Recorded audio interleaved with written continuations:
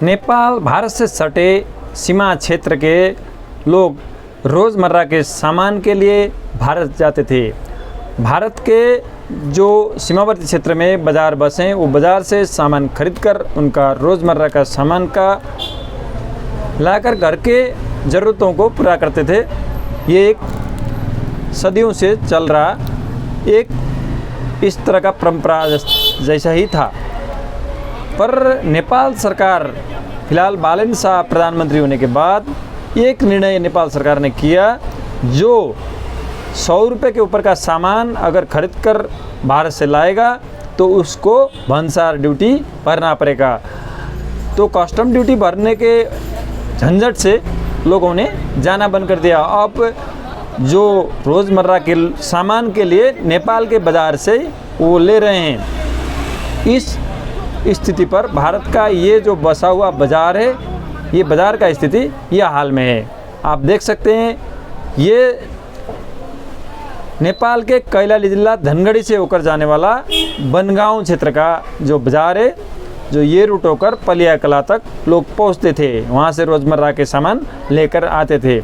अब देख रहे हैं आप, ये स्थिति भारत का होने के बाद अब वहाँ के लोग आंदोलित हो गए हैं। जिस आंदोलन के जरिए उनका कहना है कि अब भारत के प्रधानमंत्री नरेंद्र मोदी नेपाल के प्रधानमंत्री बालेन शाह से संवाद करके इस तरह का नियम को खारिज करके हमारा व्यवसाय चले। तो ये नेपाल के ओर से क्या प्रयास हो रहा है कि नेपाल आत्मनिर्भरता के ओर जाने का प्रयास कर रहा है। नेपाल का उत्पादन नेपाल बाज़ार में हो और नेपाल के उपभोक्ता नेपाली सामान को यूज़ करें और भारत से लाएं, चाइना से लाएं, कोई भी कंट्री से लाएं, लेकिन उसका कस्टम ड्यूटी ज़रूर भरें। कस्टम ड्यूटी भरने के बाद ही आप सामान का उपभोग करें। इस तरह का नियम आने के बाद, ये बाज़ार की स्थिति होने के बाद, ये देखिए व्यापारी जो भारत के नेपाल सीमावर्ती क्षेत्र के बाज़ार निर्भर थे, उनका अभी ये ज्ञापन पत्र लेकर डीएम को सौंपने गए हैं। ये देखिए। एसडीएम साहब से मैं करना चाहूँगा, भारत सरकार जिन्होंने ये जो नियम, हम सीधे अपील करना चाहते हैं, आपको बहुत सॉरी लेट हुए। हमें चाहते हैं जो पुरानी व्यवस्था जो नेपाल सरकार की पुरानी सरकार के द्वारा चलाई जा रही थी, वो व्यवस्था पुनः लागू करे नई सरकार, जिससे हमारे भारत के जितने भी सीमा पे व्यापारी हैं उनके बहुत आर्थिक नुकसान हो रहा है।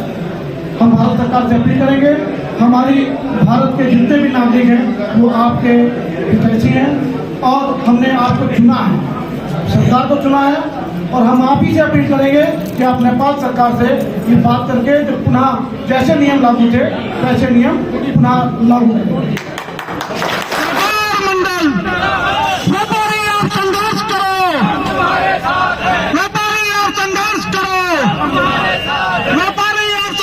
आगे की रणनीति अभी देखिए, हमने अपनी सरकार से मांग करी है। हमें पूरा विश्वास है हमारे प्रधानमंत्री जी पे कि वो भारत सरकार नेपाल सरकार से बात करेगी।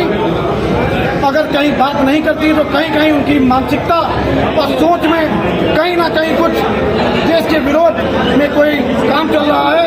और हम भारत सरकार से अपील करना चाहेंगे, अगर ऐसी विरोधी सरकार हमारे व्यापारियों के अनित करेगी तो जो सरकार वहाँ पे कानून लागू कर रही है वो कानून हमारे भारत में भी लागू किया जाए।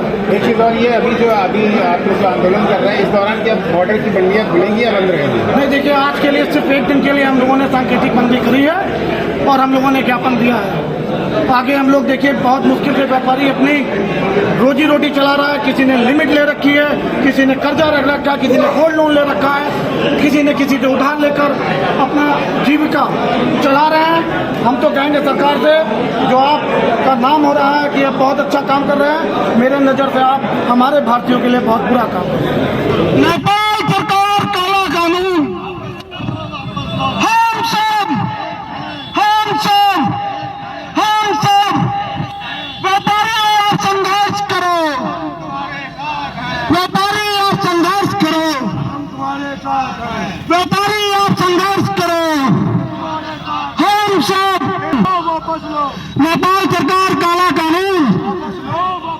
सभी व्यापारी साथियों और से निवेदन है कि इस मुहिम में आप सभी लोग भी एक हिस्सा बने और नेपाल सरकार के द्वारा जो लगाए गए काले कानून